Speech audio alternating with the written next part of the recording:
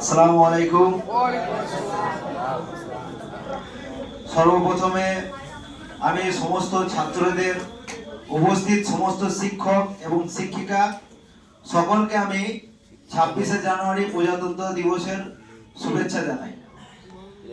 তো তোমরা সকলেই জানো যে আজকে 26শে জানুয়ারি, আজকে গোটা ভারত জুড়ে খুব ধুমধাম সহকারে পালন করা হয়। বিশেষ করে আমাদের ভারতবর্ষের রাজধানী দিল্লি, সেখানে মানে রীতিমতন প্যারেড করে, প্রত্যেকটা রাজ্য থেকে একটা করে ডেমো পাঠিয়ে সেখানে প্যারেড করে খুব সুন্দরভাবে অনুষ্ঠানের মাধ্যমে সেই জিনিসটা উপস্থাপন করা হয়। ইভেন সেখানে প্রত্যেকটা বছরে বিদেশ থেকে বিভিন্ন অতিথিকে ডাকা হয়, যেমন এইবারে ইউরোপিয়ান ইউনিয়নকে ডাকা হয়েছে।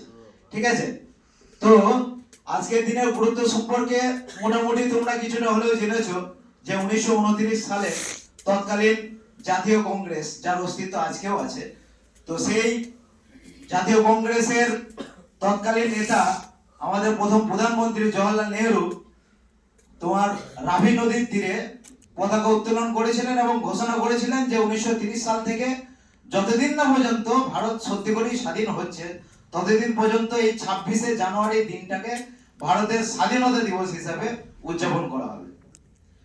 তো তারপরে যখন 1947 সাল আসলো, তখন তোমরা সকলেই জানো 15ই আগস্ট দেশ স্বাধীন হয়েছিল।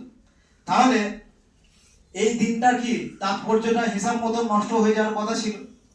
সেক্ষেত্রে দেখা গেল কি, যে যখন আমাদের সংবিধান রচনা যখন হলো, প্রায় 3 বছরের কাছাকাছি সময় লেগেছিল সংবিধান রচনা করতে। তখন বলা হলো যে 1950 সালে ঠিক 26শে জানুয়ারি দিনটাতেই সংবিধানটাকে কার্যকর করা হবে।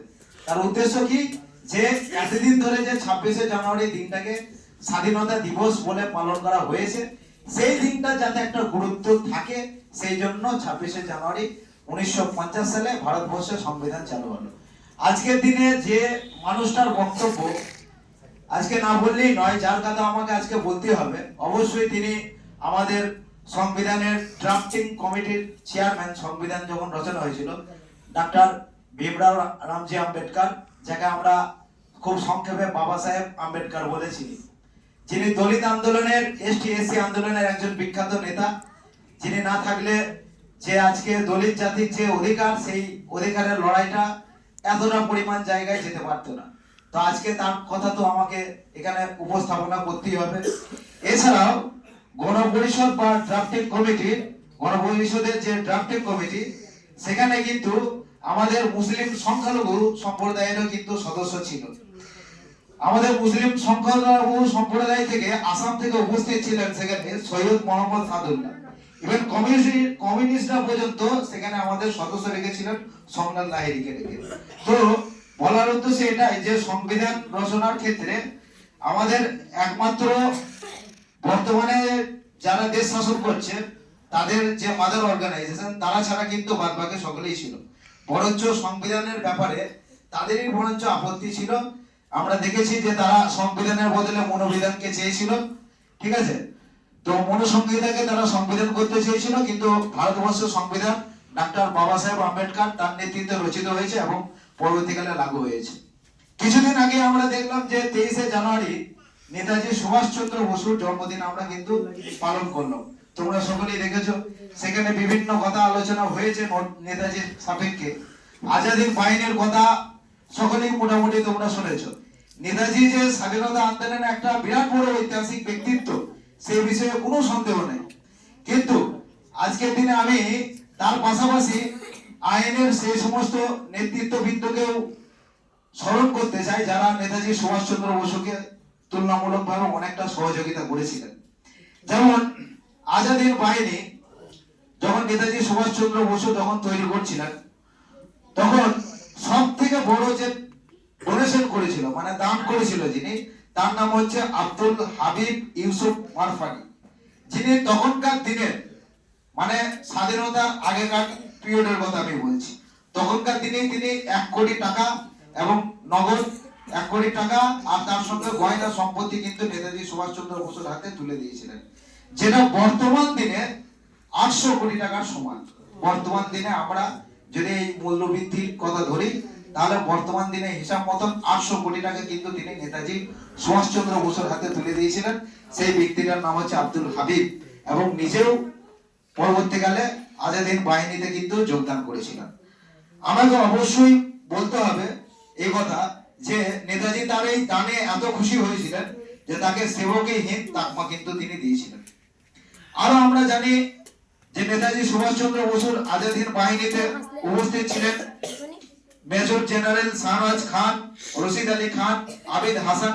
এদের কিন্তু প্রত্যেকের খুব বড় ভূমিকা রয়েছে নেতাজি সুভাষচন্দ্র বসুর জীবনে। ঠিক আছে, তাহলে আমাকে এদের কথাটা অবশ্যই বলতে হবে।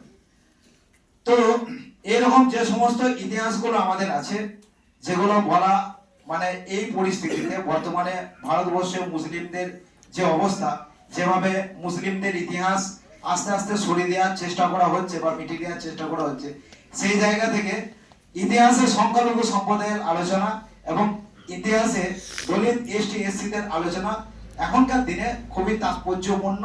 তার একটাই কারণ, কোথাও না কোথাও এই প্রচেষ্টা করা হচ্ছে যে আমাদের সংখ্যালঘু সম্প্রদায়ের যে স্বাধীনতাতে বা ভারতের ক্ষেত্রে যে একটা বিরাট ভূমিকা রয়েছে, সেই কথাগুলো কোথাও না কোথাও লুকিয়ে ফেলার চেষ্টা করা হয়েছে। ঠিক আছে, আমরা দেখতে পাই যে মৌলানা আবুল কালাম আজাদ ভারতবর্ষের প্রথম শিক্ষামন্ত্রী, তার একটা বিরাট বড় ভূমিকা ছিল যে গান্ধীজি যে আন্দোলন নেতৃত্ব করেছিলেন সেখানে। ঠিক আছে, তাহলে আমাদেরকে কিন্তু এই সমস্ত ইতিহাসগুলো কিন্তু তোমাদের পড়তে হবে, জানতে হবে, এবং বিভিন্ন যে সমস্ত বই আছে বাজারে চলতি বই, পাঠ্য বইয়ের পাশাপাশি সেই সমস্ত বইগুলো কিন্তু তোমাদেরকে অধ্যয়ন করতে হবে। সার্বিকভাবে এই সমস্ত কাজগুলো যদি করা যায় তবেই আমরা ভারতবর্ষকে একটা স্বাধীন, সার্বভৌম, গণতান্ত্রিক, ধর্মনিরপেক্ষ প্রজাতন্ত্র রূপে প্রতিষ্ঠা করতে পারবো, এই বলে আমার আশ্বাস, এটাই আমার বিশ্বাস। এই বলে আমি আমার বক্তব্য খুব একটা বেশি দীর্ঘায়িত করছি না, এখানেই শেষ করছি। সকলকেই ধন্যবাদ জানাচ্ছি।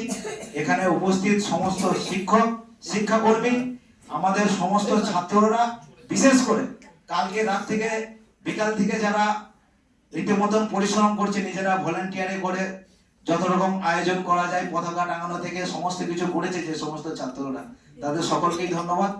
সেই পাশাপাশি বাদ বাকি সমস্ত ছাত্রকেও ধন্যবাদ। উপস্থিত এখানে অন্য কোনো যদি অতিথি থাকে তাকেও ধন্যবাদ। সার্বিকভাবে আমরা অনুষ্ঠানটা এখানেই সমাপ্তি ঘোষণা করছি। আসসালামু আলাইকুম।